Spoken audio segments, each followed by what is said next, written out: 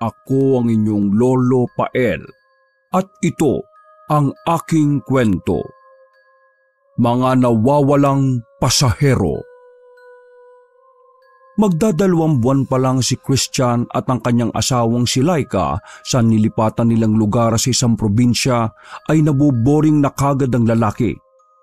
Paano kasi wala pa silang mapagkaabalahan sa lugar na iyon? Sinubukan na ni Christian ang tumulong-tulong sa manukan at babuyan ng kanilang kapitbahay, subalit hindi rin siya ganoon nakatagal sapagkat hindi niya gusto ang mabahong amoy ng mga ipot at dumi ng mga ito. Sinubukan din niyang pumasok sa bukuhan na malapit sa kanila para mamitas sa mga ibebentang buko, gagawing alak at suka, kaya lang ay hindi rin siya nagtagal. Malulain kasi si Christian at hindi niya kaya ang matagal na pagtambay sa matataas na lugar. Sa katunayan ay hindi niya talaga nakasanayan ang ganitong klase ng mga trabaho at pamumuhay dahil simulat sa pool ay laking syudad na siya. Napilitan lang silang lumipat na mag-asawa sa lugar na kinalalagyan nila ngayon dahil sa alitan ni Christian at ng kanyang stepfather. Kaya nang makausap niya ang inang si Aling Helen na nasa ibang bansa, ay nangako ito na padadalhan siya ng pagkakaabalahan at pagkakakitaan. Eksakto ma, may binibentang taxi doon, yung kakilala namin sa bukuhan. Padalhan mo na lang ako ng pera at nang mabili ko na lang yun para makapagmaneho ako sa bayan. Sabi ng mga taga dito malakas daw kumita ang taxi lalo na kapag gabi ma. At saka huwag kayong mag-alala, may lisensya naman ako at ang maganda ron, ma, may prangkisa na yung taxi kaya wala na akong poproblemahin. Maliban na lang sa paglilipat ng pangalan sa akin. Saka ako na lang asikasuhin yung kapag nakaipon na ako sa pagtataksi. Mabilis namang napapayag si Aling Helen kaya nagpadala kagad ito ng sapat na pera para mabili na ng lalaki ang nasabing taxi. Pagsapit ng 1 linggo ay nabayaran na nga ni Christian ang taxi na kung tutuusin ay maayos pa talagang tingnan.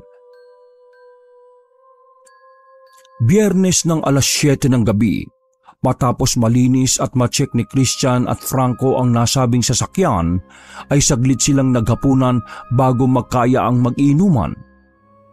Bago kasi pumunta si Franco roon, ay may dala na itong tuba na kahahango lang sa pagkaburo sa may bukuhan. Si Franco ay pinsan ni Laika na isa sa mga pinaka-close ni Christian sa lahat ng kamag-anak ng kanyang asawa. Ito kasi ang dahilan kaya nakilala niya ang babaeng napangasawa noon. Par, pwede na ba tayo mag-shot-shot? Ha? Tapos na naman tayo maglinis mag-ayos at mag-check nitong bago niyong sasakyan. Ngumiti lang at hindi umimik si Christian. Pagkuwan ay pasimple siyang tumingin sa asawa na nakahalukip-kip habang nakaangat ang kilay na nakatingin sa kanila. O naman insan minsan lang kami mag-inom ng asawa mong chinitong negrito na to Pagbigyan mo na! Bago pa matapos ni Franco ang kanyang sinasabi ay nagsalita na rin kaagad si Laika. Sinabi nito na huwag silang magpakalasing dahil bukas ng gabi ay magsisimula na sa pagmamaneho ang kanyang asawa dahil paubos na rin ang ipon nila. Pagkatapos dumakdak ng babae ay pumasok na rin ito kaagad sa loob ng bahay dahil inaantok na raw siya. Natawa naman si Christian dahil sa sinabi sa kanya ni Franco. Langya ka, chinitong negrito pala ha. Ikaw naman mukhang busog na palaka. Ogag. Nagtawanan na naman ang dalawa sa kanilang mga kalokohan. Puro ka rin kalokohan no? Narinig mo yon par. Tara na, tagay na sa tagumpay. Ubusin lang natin tong tuba tapos tulugan na.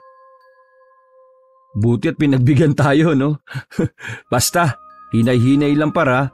Narinig mo naman si Mrs. Bukas ng gabi na ako magsisimula kaya dapat kondisyon ng katawan. Inayos muna ng bondat na lalaki ang lahat ng gagamitin nila sa pag-iinom, pati na rin ang suka para sa tsitsarong pulutan nila. Nang ayos na ang lahat, ay binalikan niya ang singkit na kaibigan at saka nagsalita. Oh, bakit ba naman kasi gabi ka pa magbabiyahe bukas? Hindi na lang sa linggo ng umaga. Kasi sabi nga ni Mang Gudo, mas maganda raw magbiyahe ng gabi, mas malaki ang kita. Alam mo naman, kailangan ko ng dagdag income para sa pagpapacheck up ni Laika. Mang Gudo, yung napagbilan mo niyang sasakyan? Tumango-tango lang ang singkit na lalaki kasunod ng pagkuha ng tagay na iniabot sa kanya ng kainuman. Matagal nang hindi nagbabiyahe yun ng gabi ah. Tapos sasabihin niyang mas malaki ang kita sa gabi? Ang weird naman niya. Pagkalugok ni Christian sa tuba ay kaagad niyang ibinalik sa kainuman ng baso. Pagkatapos noon ay tumikim muna siya ng chicharon at tila bumuga ng hangin dahil sa anghang ng pagkakagawa sa sukang sausawan. Tinanong ko na nga rin yun eh. Ang sabi niya sa akin, malabo na raw ang mata niya. Yun din pala ang reason kaya binenta na lang din ng mga anak niya yung taxi. Total, may bukuhan naman na raw sila. Doon na lang siya nag-focus. Natawa naman si Franco pagkarinig sa sinabi ni Christian. Pucha, malabo na nga mga mata, pasasaluin pa rin ang buko. Na-imagine ko na yung magiging itsura ni Mang Gudo. Baka mamaya imbis na masalo pa yung buko sa ulo niya pa tumama. O baka mapagkamalan pang pati yung ulo niya mismong napapanot akalain buko. Nagtawanan silang dalawa dahil sa usapang yun. At natigil lang si Franco dahil nagshot na rin siya ng tuba. Ilang saglit pa ay muling nilagyan ng bondat na lalaki ang baso at inabot sa kainuman na nung mga oras na yon ay tila nag-iisip na nga kung ano ang gagawin para bukas ng gabi sa kanyang pamamasada. Nang makita ni Franco si Christian na ganoong senaryo ay nagsalita siyang muli para magbigay ng suwestyon. Doon ka na lang bukas sa poblasyon tumambay. Tama naman si Mang Gudo Marami kasi talagang ginagabi ng uwi rito sa amin. Yung iba kasing tricycle, grabe managasa paniningil. Kaya mas gusto ng iba na mag-taxi na lang. Kahit medyo may kamahalan, at least naka-aircon sila at safe sila. Yun nga yung sabi ni Mang Gudo. Doon daw siya sa poblasyon natambay madalas tuwing umaga. At kahit noong nabiyahe pa siya ng gabi. Basta, mag-iingat ka na lang. Dahil sa mga sinabing yon ni Franco, ay tila nagdikit ang mga kilay ni Christian sa sobrang pagkunot. Pagkuwan ay sa kanya tinagay ang tuba kasunod ng pag-abot ng basong walang laman sa pinsan ng kanyang asawa. Mag-ingat? Kanino naman ako dapat mag-ingat? Akala ko ba safe rito sa lugar ninyo? Kaya ko nga kinuha yung taxi. Loko ka. Huwag kang ganyan par. Kapag narinig tayo ng asawa ko, baka hindi na ako papasadahin nun. Napaismid lang si Franco kasunod ng pagtingin ng makahulugan sa kainuman. Pagkatapos noon ay sa kanya muling sinalukan ng tuba ang baso at mabilis na ininom. Muli rin niyang nilagyan at inabot kay Christian ang baso. Tangik, wala naman akong sinabing kung kanino ka dapat mag-ingat, di ba? Ang ibig kong sabihin, mag-ingat ka sa pagmamaneho, ganon. Ano mo par, masyado ka ng kabado ka agad. Natural, kailangan mo mag-ingat sa pagmamaneho, di ba? Napakamot ulo lang ang singkit na lalaki habang tila napapaungot ng muka. Ilang saglit pa'y nilagok niya ulit ang alak na binigay ni Franco. Abay malay ko ba ano yung tinutukoy mo, no? Paputol-putol ka kasing magsalita Malay natin kung tao o hayop o baka multo na pala yung tinutukoy mo. Nako, baka nga multo. Mag-ingat ka baka may umangkas na multo sa'yo.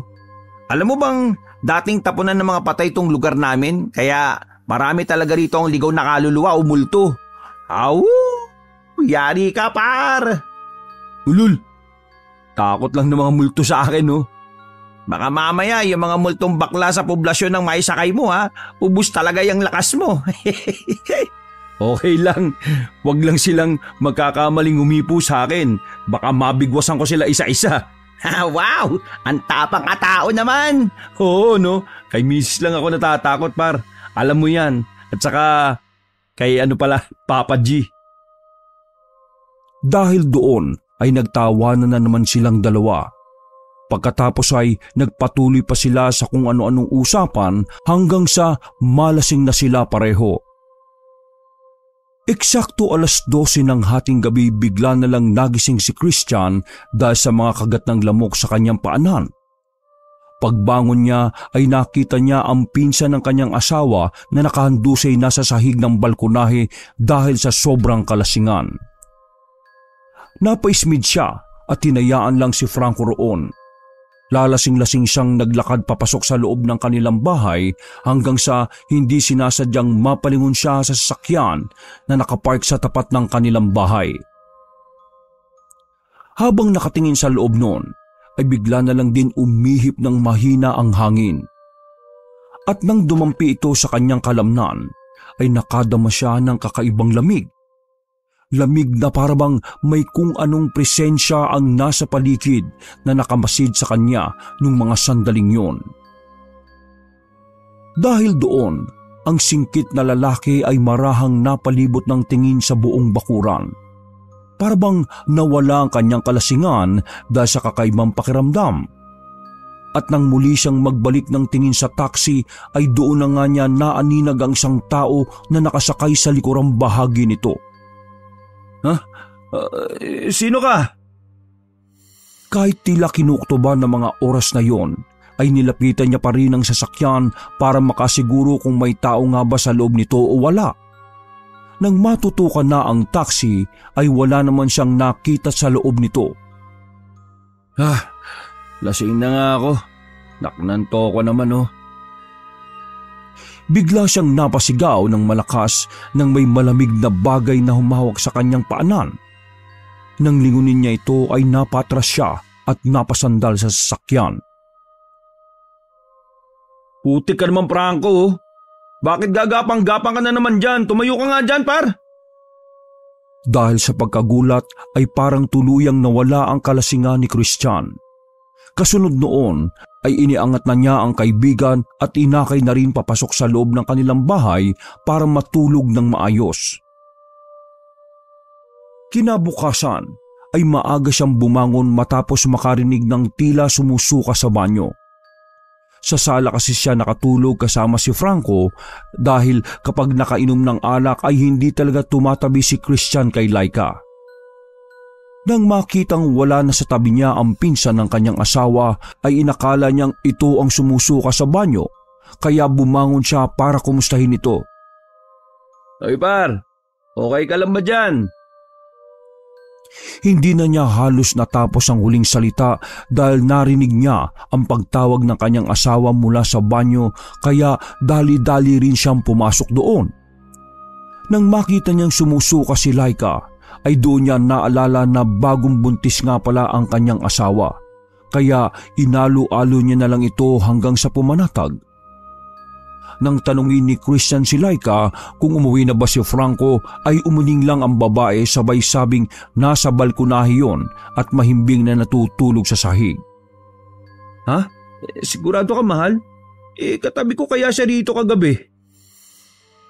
Naudlot na sa pagsasalita si Christian matapos siyang masilip sa bintana si Franco. Tulog na tulog pa rin ito sa sahig ng balkonahe hanggang sa mga oras na yon. Dahil sa nangyaring yon ay napuno ng pagtataka at tanong sa isip ng singkit na lalaki. Sigurado ko kanina na inalalayan ko si par papasok at itinabi ko pa siya dyan sa banig kanina. Ano yun? Bumalik siya sa balkonahe kasi mas malamig matulog doon? Para hindi na mas lalong sumakit ang kanyang ulo ay hindi na masyadong inisip pa ni Christian ang tungkol sa bagay na yon. Ginising niya na lang kaagad ang bondat na lalaki para palipati ng higaan at pagkatapos ay sinamahan na niya ang asawa na mag-almusal habang natutulog pa rin sa sala si Franco. Medyo na-excite na rin si Christian ng araw na yon dahil sa wakas ay makakapagmaneho na ulit siya at magkakaroon na ng pagkakakitaan kahit papaano. Kailangan na kailangan niya pa naman yun ngayon, lalo na't buntis na si Laika. Ayaw niya rin kasing umasa ng umasa sa padala ni Aling Helen dahil baka lalo siyang mapulaan ng kanyang stepfather. Nang magising si Franco, ay pinakain na muna siya ni Christian bago ihatid pauwi sa kanilang bahay. Nang pabalik na, ay natigilan nga ang singkit na lalaki at saglit na napatingin sa likurang salamin ng sasakyan sapagkat may nakita siyang maliit na bakat ng palad. Tila ba bakasyon ng kamay ng sanggol? Kaya napakunot noo siya't napaisip pero sa huli ay hindi na lang din niya ito pinagtuunan ng pansin. Mabilis na sumapit ang oras. Eksakto 6:30 ng gabi. Matapos maghapunan ay nagpaalam na si Christian sa kanyang asawa dahil mamamasada na siya. Pagdating sa poblasyon ay nakahanap nga kaagad siya ng buena manong pasahero na mag-asawang may edad na. Parang sasakyan ito ni Gudo Kumuha na pala siya ng bagong magmamaneho. Tumingin ng singkit na lalaki sa rearview mirror para makita ang itsura ng ginoong nagsasalita. Magandang gabi po, Tatang. Nanang, kilala niyo pala si Mang Gudo?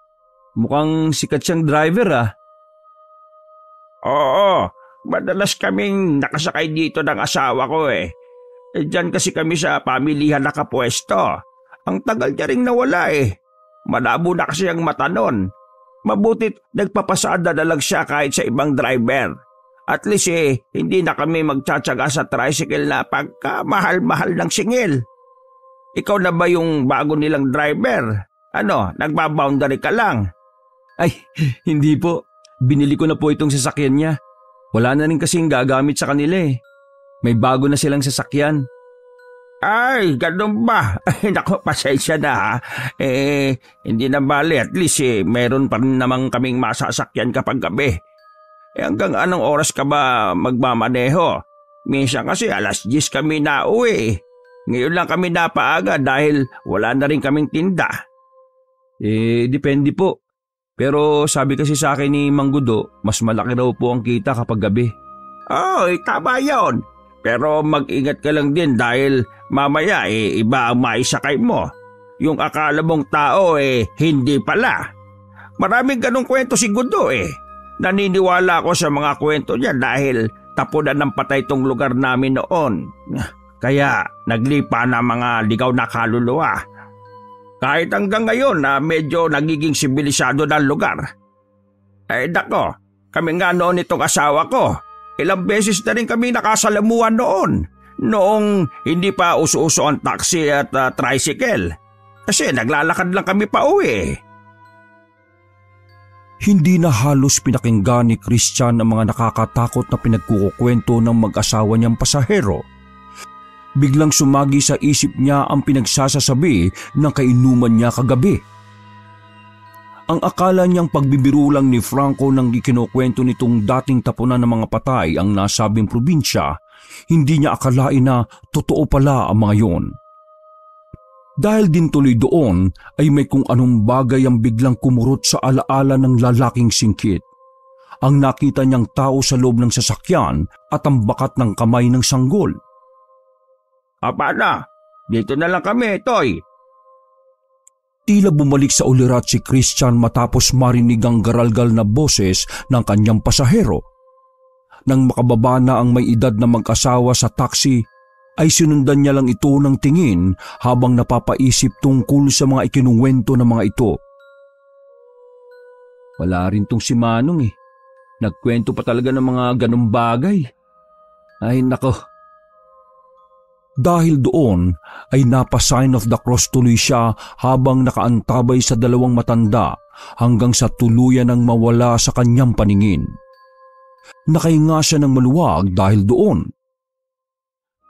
Ay naku talaga, buti na lang hindi nawala bigla. Kung hindi talagang mangingilabot ako. Pagkasabing yon ay mabilis niyang pinaandar ang sasakyan pabalik sa poblasyon. Nang ihihinto pa lang niya ang sasakyan sa tapat ng simbahan, ay meron kaagad na sumakay na 2 kabataang magkasintahan. Dahil malapit lang naman ang uuwian ng dalawa ay hinatid na niya ito kaagad. Nang marating na nila ang destinasyon, ay nagpasalamat kay Christian ng magkasintahan. Eksakto rin na merong lalaki at babaeng buntis na tila manganganak na ang nagpahatid pagkababa ng magkasintahan. Dali-dali niyang pinaandar ang sasakyan pagkasakay ng dalawa. Kinakabahan kasi siya ng mga oras na yon baka sa loob pa ng taxi manganak ang babae. Sa kabutihang palad naman ay naihatid niya ang mag-asawa sa ospital ng bayan bago ito tuluyang manganak, kaya labis-labis ang pasasalamat ng lalaki sa kanya. Nang sumapit na ang 10:00 ng gabi, ay nagtungo muna si Christian sa bagong tayong parisan sa poblasyon. Hanggang 12:00 lang kasi ito ng hating gabi, kaya naman sinamantala na muna niya ang oras habang wala pang pasahero. Habang tahimik na kumakain, ay napasulyap siya sa 3 kalalakihang lasing na dumaan sa tapat ng nasabing parisan. Narinig niya ang usapan ng mga ito patungkol na naman sa katatakutan, kaya napabulong siya sa kanyang sarili. Ay nako, putya naman oh. Bakit puro nakakatakot ang naririnig ko sa mga tao rito? Wala na ba silang alam na pagkwentuhan? Huminto ang mga lasing sa tapat mismo ni Christian at doon nagtuloy ng usapan. Dahil doon ay pasimple na lang din siyang nakinig sapagkat wala naman siyang pagpipilian. Na-curious ang singkit na lalaki sa pakikinig sapagkat pinag-uusapan ng 3 kalalakihan ay ang tungkol sa babaeng nakita nila malapit sa simbahan na bigla na lang naglaho bago tumawid sa kabilang kalye. Nung una ay nagtatawanan pa sila, subalit habang lumalalim ang kwentuhan ay napansin ni Christian na seryoso na ang mga mukha ng 3. Kaya naman hindi na rin niya maiwasang mapatanong sa isip. Langya naman oh, mukhang maraming ang multo sa lugar na ito ha. Ayop talaga oh, medyo nakakatakot na. Pag-alis ng mga lasing ay eksakto na tapos na rin sa pagkain ng pare si Christian. Matapos niyang makapagbayad ay pumasok agad siya sa loob ng sasakyan at saka pasimpleng nag-sign of the cross. Sana naman wala akong makakwentuhan ng katulad sa mga pinag-uusapan ng mga lasing na yun.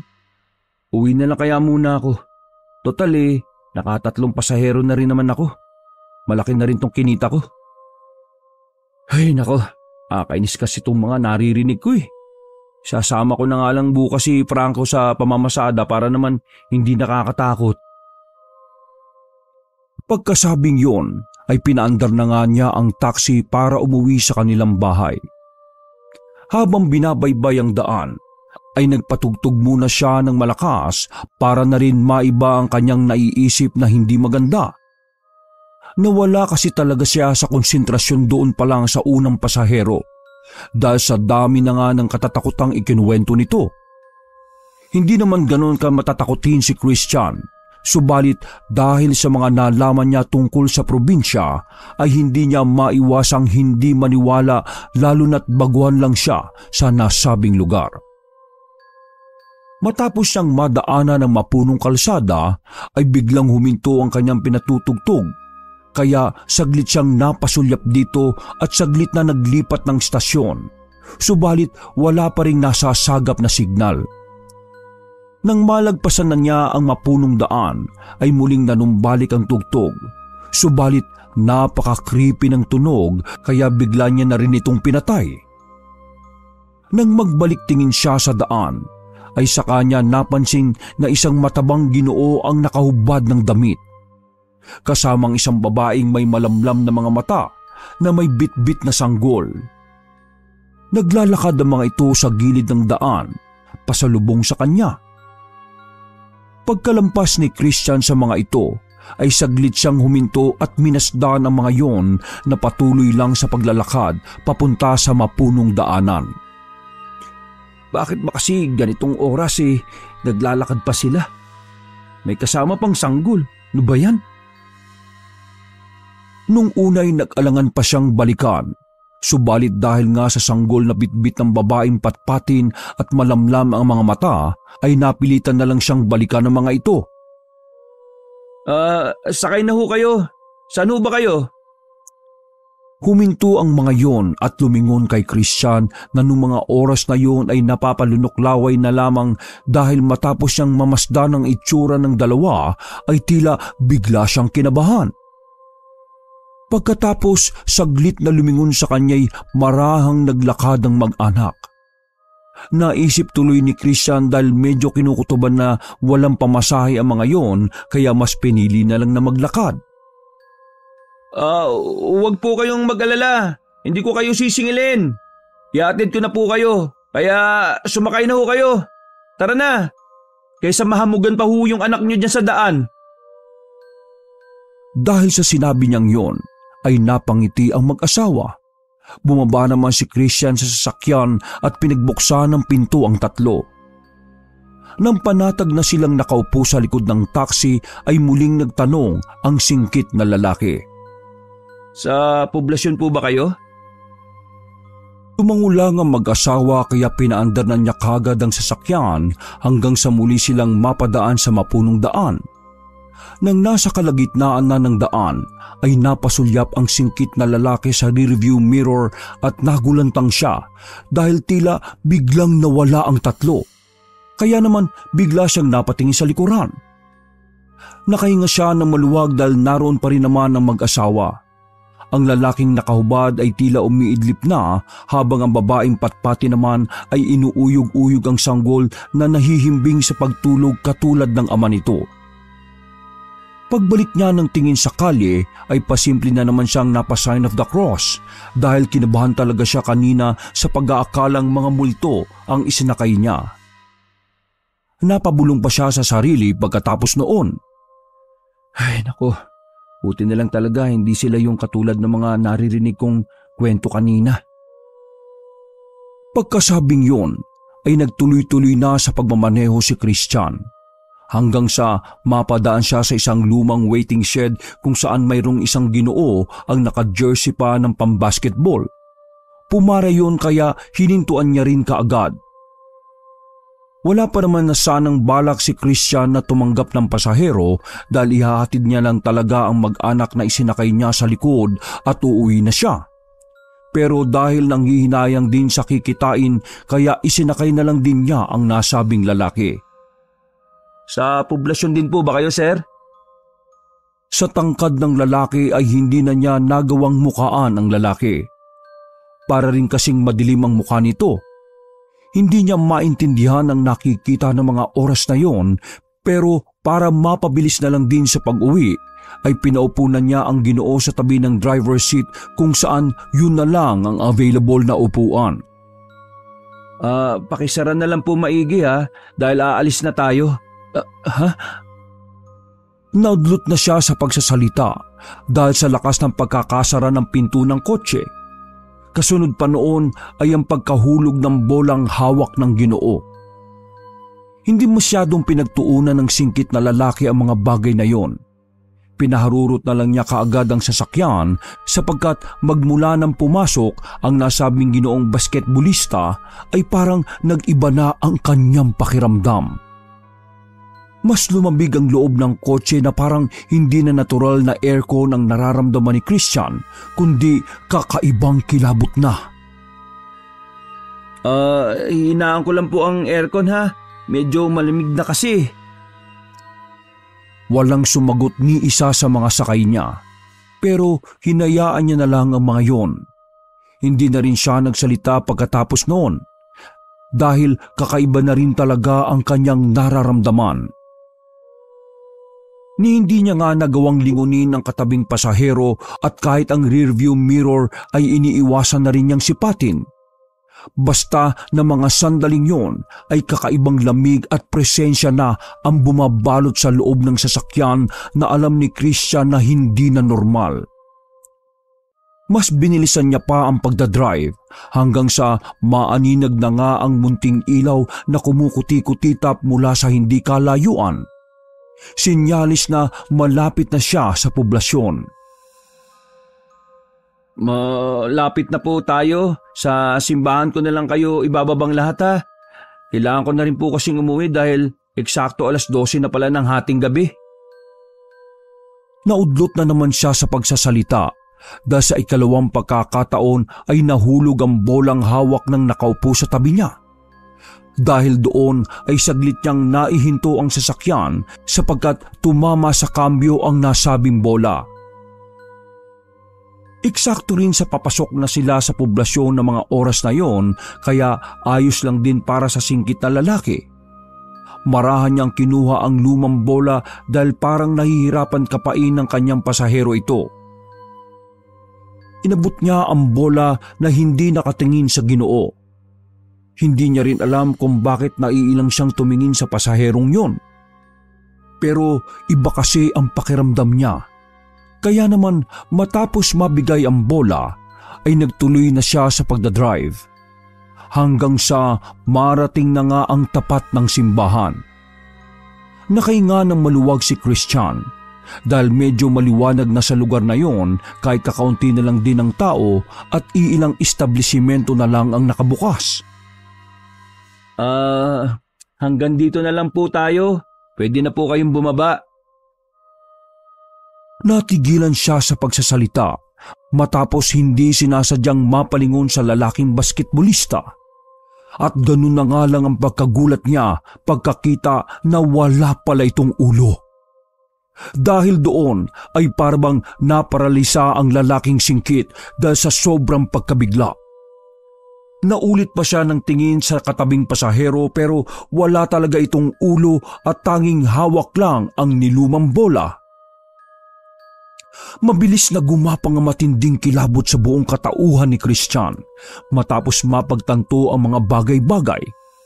Kaya pala kakaibang lamig ang nararamdaman niya kanina pa ay dahil sa hindi na tao ang kanyang pasahero. Ang kilabot na yon ay nagpatayo ng kanyang mga balahibo sa batok na siyang nagsanhi kung saan tila ba parang lolobo ang kanyang ulo sa takot. Nang lingunin naman niya ang mga pasahero sa likod ay mas lalo siyang nagimbal sa kanyang nasilayan. Ang babaeng kaninang may hawak na sanggol ay kalansay na. Ang sanggol naman at ang matabang lalaki na nakahubad ay naaagnas na ang itsura. Sa tindi ng takot ay tila mga dagang nagkarirahan sa pagtibok ang puso niya ng mga oras na yon. Dali-dali siyang lumabas ng sasakyan at madapadapang napatakbo sa gitna ng kalsada. Nangyayan! Nanay ko po! Nang muling lingunin ni Christian ang loob ng kanyang taxi ay wala na roon ang kanyang mga nakasakay. Dahil sa sobrang takot na kanyang nararamdaman ng mga sandaling yon ay hindi kagad siya nakagalaw sa pagkakaupo habang parang natatanga sa mga nangyayari. Hindi sukat akalain ng lalaking singkit na sa unang pagkakataon ay mararanasan niya kaagad ang mga naririnig niya lang sa mga kwentuhan. Ayop talaga yan. Ayop talaga. Pinilit niyang ikalma ang sarili ng mga sandaling yon, subalit hindi niya magawa. Ito kasi ang unang pagkakataong makainkwentro siya ng mga ganoong bagay. Noon kasing nasa syudad sila naninirahan, ay kwento-kwento lang para sa kanya ang mga ganon. Subalit ngayon ay personal niya na itong naranasan. Pakiramdam ni Christian ng mga sandaling yon ay masusuka siya dahil sa sobrang takot. Nanginig din ang buo niyang kalamnan dala ng sobrang nerbiyos hanggang sa mayroong tumapik mula sa kanyang likuran. Ayos ka lang po ba kuya? Bakit nakaupo ka dito sa kalsada? Baka mamaya ay may biglang dumaang sasakyan at masagasaan ka po. Parang lutang na hinarap ni Christian ang babaeng maganda. Nakasuot ito ng puting dress na halos pumapantay na sa balat nitong maputla. Hindi kaagad nakaimik ang lalaking singkit dahil hindi pa rin siya makaget over sa mga na-experience kanina. Takot na takot pa rin siya ng mga sandaling yon. Kuya, okay ka lang po ba? Ha? Oo, ayos lang ako. Pasensya na ha. Marahan siyang tumayo kaya napansin ng dalaga ang pangangatog ng kanyang mga tuhod. Ano po ba nangyari sa inyo? Ayos lang po ba talaga kayo? Nagpabalik-balik muna ng tingin si Christian sa babae at sa kanyang taxi at para siyang bata na gusto nang umiyak na mga oras na yon. Nang makasiguro siya na hindi naman mukhang multo ang kanyang kaharap ay nakaiusap siya rito. Pasensya na talaga ha. Alam kong weird tong sasabihin ko pero pwede mo ba akong samahan sa kotse? Hanggang sa maging okay ako. Ayos lang naman din kung hindi. Natatakot lang talaga ako sa mga nakita ko sa mga nangyari. Ngumiti ng tipid ang babae bago tumugon. Wala naman pong problema. Sige po.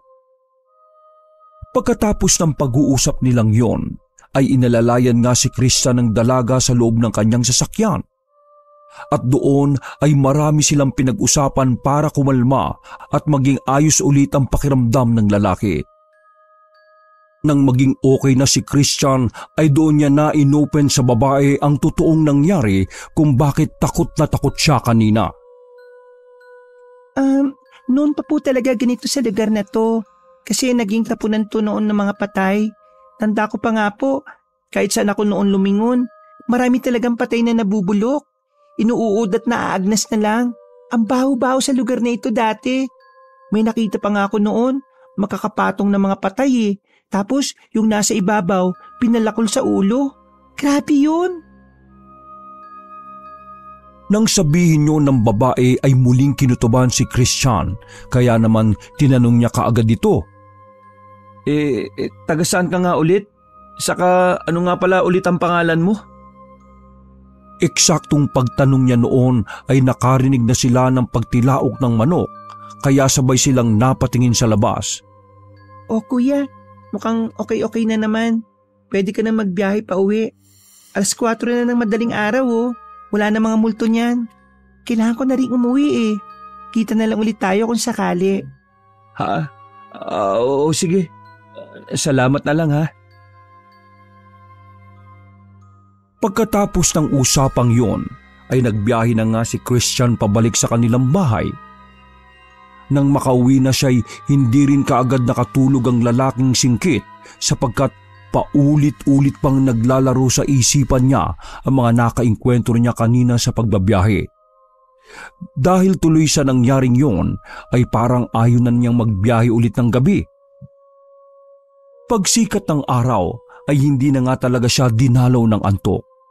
Hindi kasi talaga siya mapakali sapagkat hanggang sa mga oras na yon, kapag pumipikit siya ay nakikita niya ang basketballistang walang ulo, ang babaeng kalansay, ang sanggol at ang matabang lalaking nakahubad ng damit na naaagnas na ang mga katawan. Nang magising na si Laika at magpunta naman sa bahay nila si Franco, ay kaagad ngang ikinuwento ni Christian ang nangyari sa kanya. Gulat na gulat at takot na takot ang dalawa dahil sa kanilang narinig. Langyang yan par, pabless natin ngayon yung sasakyan mo para hindi na masakyan ng mga multo. Langya, kinikilabutan ako sa mga kwento mo no? Parang pakiramdam ko tuloy. Kasama natin ngayon sa bahay mo yung mga kinukwento mo kanini. Aray naman pinsan! Dahil sa sinabing yun ng lalaking bondat ay hinampas siya ng malakas ni Laika sa braso. Tama si Franco mahal. Pabless muna natin tong sasakyan. Eksakto naman na linggo para kung magbiyahe ako mamaya at least makakaiwas na ako sa mga kaluluwang pasahero. Pumayag si Laika na pabindisyonan ng sasakyan. Pero hindi na siya sumang-ayon na magbiyahe ang asawa niya kapag gabi. Kaya ng araw na yun, matapos nilang mapabindisyonan ng taxi, pag-uwi nila sa bahay ng hapon ay nag-aya na nga kaagad ng inuman si Franco. Dahil nakakuha na naman ito ng tuba mula sa bukuhan. Para rin madaling makatulog ay nakipag-inuman si Christian at 8:00 pa nga lang ng gabi ay nakatulog na silang pareho dahil sa kalasingan. Mga bandang 10:00 ng gabi, muli na namang nagising ang lalaking singkit dahil sa kagat ng mga lamok. Putik naman na yan Nakatulog na naman pala kami sa balkonahe. Tumayo si Christian at saka naglakad papasok sa loob ng bahay. Hinayaan na lang ulit niya si Franco na matulog sa sahig. Nagtuloy-tuloy na siya sa loob ng bahay at nahiga sa sofa. Nakapikit na siya, kaya lang ay muli ring napadilat matapos makarinig ng talbog ng bola mula sa bandang kusina. Dahil doon ay muli siyang napaupo at pasimpleng sumipat sa pintuan ng kusina hanggang sa gumulong sa harapan niya ang isang lumang bola. Pagkakita niya roon ay sumilay na kaagad ng kaba sa kanyang dibdib. Bigla na lang kasing sumagi sa isip niya ang basketballistang pasahero. At hindi nga siya nagkamali, sapagkat mula sa pintuan ng kusina ay nakatayo ang lalaking nakasuot ng jersey. Naagnas ang katawan at wala itong ulo. Ay, hayop naman talaga oh! Nawala ang pagkalasing niya ng gabing yon at napalitan ito ng pagkagimbal at matinding takot. Mabilis na napatayo si Christian at pupunta sana sa kwarto nilang mag-asawa, kaya lang ay bigla niyang narinig ang malakas na tili ni Laika. Dali-dali niyang tinungo ang asawa at doon ay nakita niyang mayroong katabi sa kama ang kanyang asawa. Isang babaeng kalansay na may bitbit na sanggol na inaagnas. Halika dito, mahal, dali! Kaagad niyang hinatak si Laika at sabay silang lumabas ng kwarto.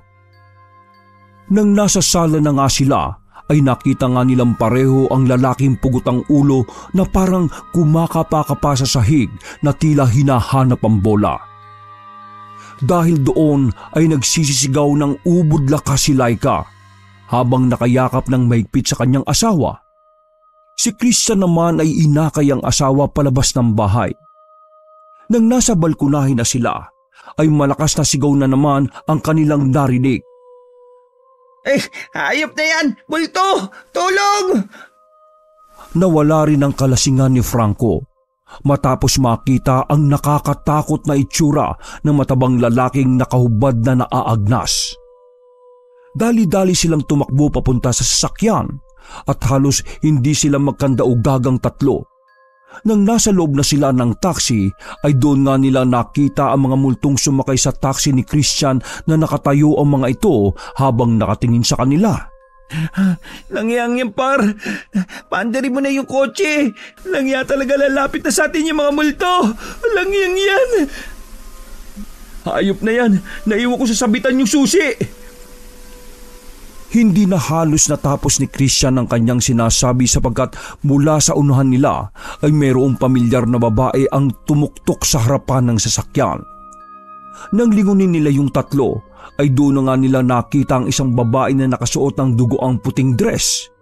Naagnas na rin ito at biyak ang muka na parang pinalakol sa ulo. Kuya, naiwan mo tong susi oh. Inihagis ng babae ang susi sa unahan ng sasakyan at pagkatapos ay saka ito tumawa dahilan para maglaglagan ng kanyang mga ngipin. Nang makita naman yun ni Laika ay nahimatay na ito sa sobrang takot, kaya labis na nag-alala ang kanyang asawa para sa kanya. Naalala mo yung kwento kong babaeng napalakol? Ako yun, kuya. Yung sumama sa iyo kagabi hanggang madaling araw. Salamat ha. Dahil sa sobrang pagkabigla at taranta ay hindi na alam ni Christian kung ano ang kanyang ginawa ng mga sandaling yon. Mabilis niyang kinuha ang susi pagkatapos ay kaagad pinaandar ang sasakyan.